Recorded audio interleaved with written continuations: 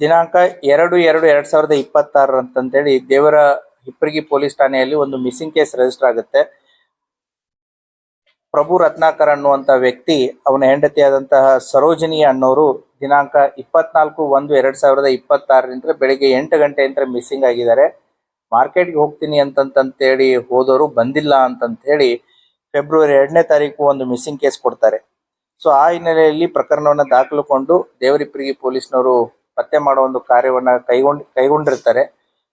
ದಿನಾಂಕ 13/2/2026 ಅಂದ್ರೆ missing case register ಆದ ಸುಮಾರು ಒಂದು 11 ದಿನಕ್ಕೆ 13/2/2026 ಈ ಸರೋಜಿನಿ ಅವರ ತಂದೆ ಅಂದ್ರೆ ಸರೋಜಿನಿ ಅವರ ತಾಯಿ ಕಮಲವ್ವ ಅವರ ಗಂಡನಾದಂತ ಮಲ್ಲಪ್ಪ ಅವರ ಸಾವು ಆಗುತ್ತೆ.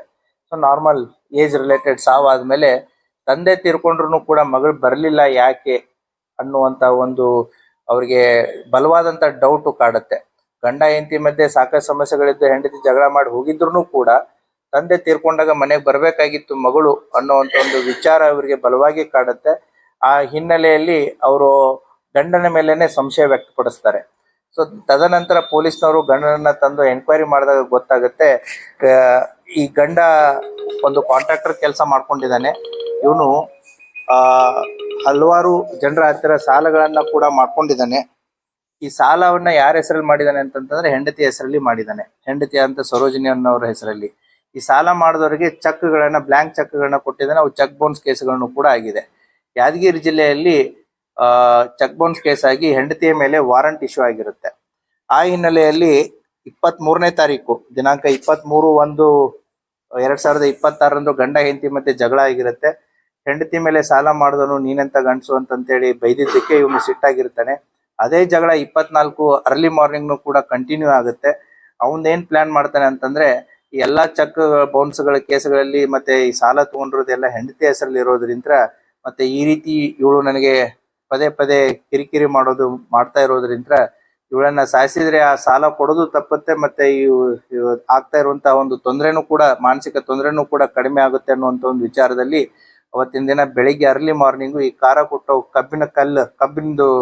ಕಬ್ಬಿಣದ ರಾಡ್ ಏನಿರುತ್ತೆ ಅದನ್ನ ತಗೊಂಡು ಬಲವಾಗಿ ತಲೆಗೆ ಹೊಡಿತಾನೆ. ಅವಳು ಅಲ್ಲೇ ಕುಸಿದು ಬೀಳ್ತಾಳೆ. ಕುಸಿದು ಬಿದ್ದ ನಂತರನೇ ಅದು 3 ಫ್ಲೋರ್ಸ್ ಮನೆ ಕಟ್ತಾ ಇದ್ದಾನೆ. ಅವನು ಗ್ರೌಂಡ್ ಫ್ಲೋರ್ ಕಂಪ್ಲೀಟ್ ಇದೆ, ಅನದರ್ 3 ಫ್ಲೋರ್ಸ್ ಕಟ್ತಾ ಇದ್ದಾನೆ. ಆಲ್ಮೋಸ್ಟ್ 90% ಬಿಲ್ಡಿಂಗ್ ಒಂದು ಹಂತಕ್ಕೆ ಬಂದಿದೆ. ಅಲ್ಲೇನು ಕಂಪೌಂಡಿಗೆ ಗಾರ್ಡನ್ ಮಾಡ್ಬೇಕು ಅಂತ ಏನು ಖಾಲಿ ಜಾಗ ಬಿಟ್ಟಿರ್ತಾರೆ, ಆ ಖಾಲಿ ಜಾಗ ಇನ್ನು ಮಣ್ಣು ತುಂಬಿರಲ್ಲ ಮತ್ತೆ ಗಿಡಗಳನ್ನ ನೆಟ್ಟಿರುವುದಿಲ್ಲ. ಏನು ಅಫೆನ್ಸ್ ಆದಂತ ಜಾಗದಿಂದ ಒಂದು 5 ಫೀಟ್ ದೂರದಲ್ಲಿರುವಂತಹ ಕಂಪೌಂಡಿಗೆ ಹಚ್ಕೊಂಡಿದ್ದಂತ ಜಾಗದಲ್ಲಿ ಅವಳ ಬಾಡಿಯನ್ನ ಅಲ್ಲೇ ಹೂತಾಕಿ ಮನೆಗೆ ತಂದಂತಹ ಕನ್ಸ್ಟ್ರಕ್ಷನ್ ಮೆಟೀರಿಯಲ್ ಇತ್ತಲ್ಲ, ಏನು ಮಣ್ಣು, ಉಸುಕು, ಕಡಿ, ಸಿಮೆಂಟು ಅವುಗಳನ್ನೆಲ್ಲ ಬಳಸ್ಕೊಂಡು ಅವಳನ್ನ ಅಲ್ಲೇ ಹೂತಾಕಿ ಅದನ್ನ ಮೇಲೆ ಕಾಂಕ್ರೀಟ್ ಹಾಕಿ ಏನು ನಡೆದೇ ಇರೋ ರೀತಿಯಲ್ಲಿ ಅದನ್ನ ಅರೇಂಜ್ಮೆಂಟ್ ಮಾಡಿರ್ತಾನೆ. ಅದು ದಿನಾಂಕ 24 ಆಗಿರುತ್ತೆ.